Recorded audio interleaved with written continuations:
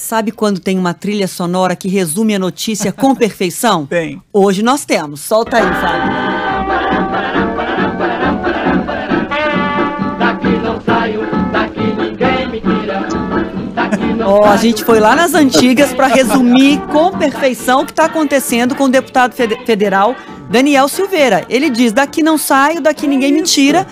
O ministro do Supremo Tribunal Federal, Alexandre de Moraes, determinou que uma tornozeleira eletrônica tem que ser instalada, que ele tem que usar a tornozeleira, e ele se abrigou dentro do próprio gabinete no Congresso, com o apoio de muitos parlamentares, inclusive do presidente da Câmara, que soltou uma nota dizendo que a situação tem que ser resolvida. E é sobre isso, então, sobre esse daqui não saio, daqui ninguém me tira, que a gente conversa agora com o João Pedro Melo, nosso repórter direto de Brasília, que vai atualizar a gente. Ele continua, o deputado continua dentro do gabinete, recebendo alimentação dos colegas e dizendo que não vai cumprir, não vai aceitar a instalação dessa tornozeleira eletrônica determinada pelo Supremo. João Pedro, boa tarde para você.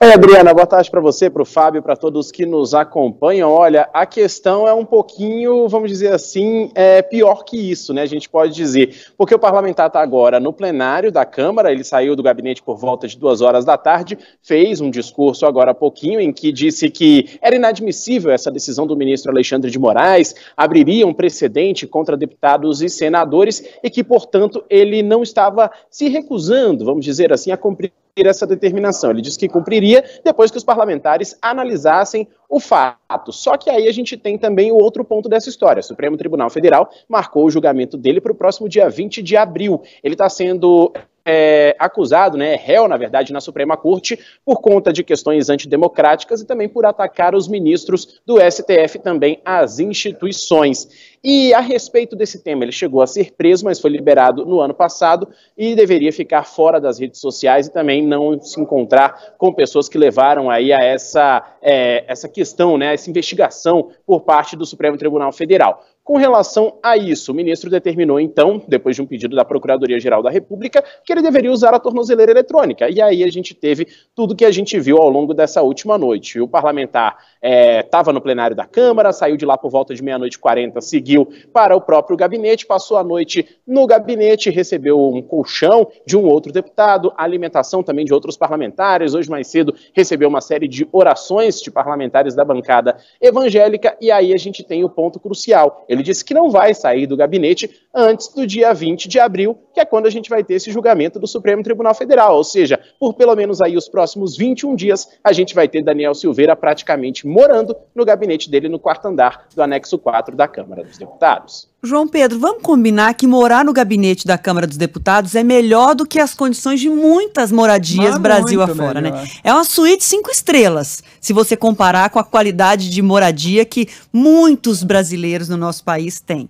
Agora, só para a gente explicar para o nosso ouvinte, João Pedro, tem uma discussão essencial nisso, que é a visão do Supremo de que a Polícia Federal poderia entrar e instalar a tornozeleira no deputado, na canela do deputado, porque considera que isso não viola o Congresso, porque não impede o funcionamento do Congresso. Mas o próprio presidente da Câmara, Arthur Lira, chegou a dizer que seria uma violação, não é isso? E tem falas de aliados de Daniel Silveira que dizem que seria um estupro constitucional, foi o termo usado por alguns aliados, se referindo a essa suposta tentativa de que a Polícia Federal poderia até lá instalar a tornozeleira. As reações foram bem duras aí, né?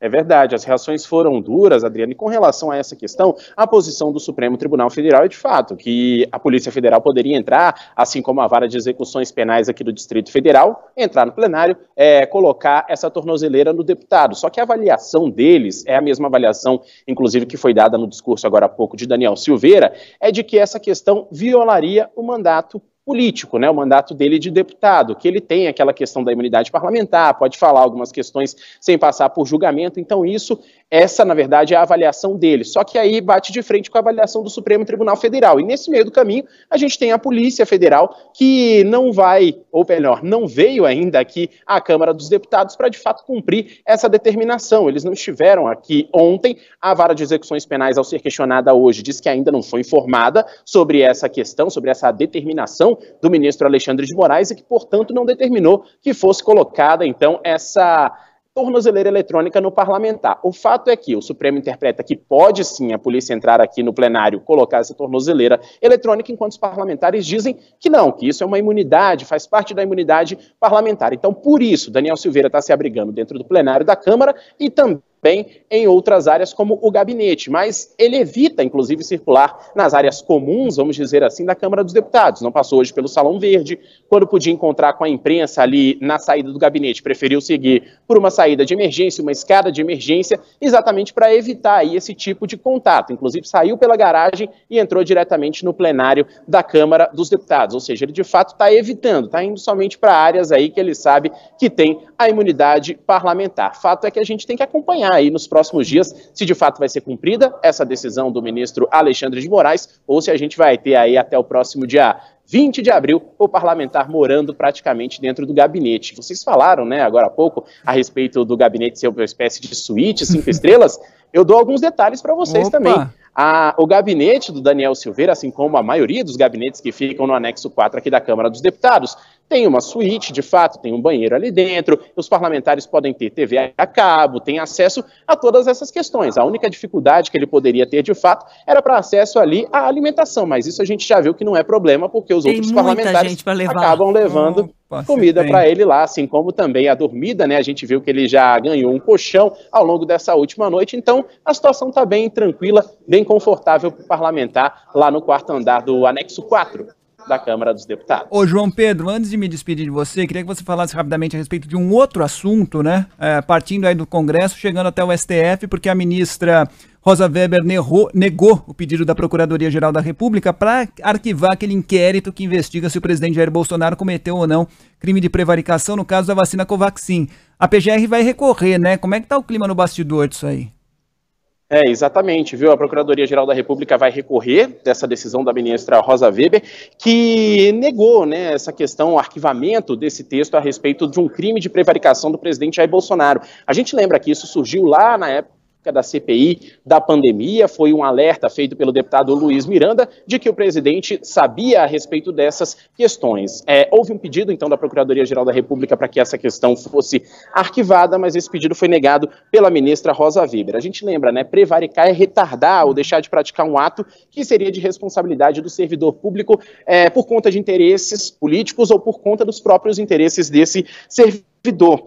Esse pedido foi feito pela Procuradoria-Geral da República, como a gente disse, que destacou o seguinte, que não tinha irregularidades nessa ação do presidente da República. Só que na decisão, a Rosa Weber afirmou o seguinte, que o presidente não tem direito à letargia. Diante da informação do suposto crime, ele tem sim a obrigação de acionar os órgãos competentes pela investigação para saber aí se houve ou não algum tipo de irregularidade. Por isso, ela negou esse arquivamento. A Procuradoria-Geral da República disse que vai recorrer se essa questão cair mais uma vez nas mãos da Rosa Weber. A gente já sabe que provavelmente ela vai negar mais uma vez. Então é uma questão que a gente tem que acompanhar, tem que ficar de olho a respeito desse tema, mas a tendência é de que ainda tenha muita discussão sobre essa questão nos próximos dias aqui na capital do país. Muito bem, João Pedro Melo, direto de Brasília. Obrigado, João Pedro, pelas informações. Bom trabalho para você. Obrigada demais. Valeu, bom trabalho a todos nós. Até mais.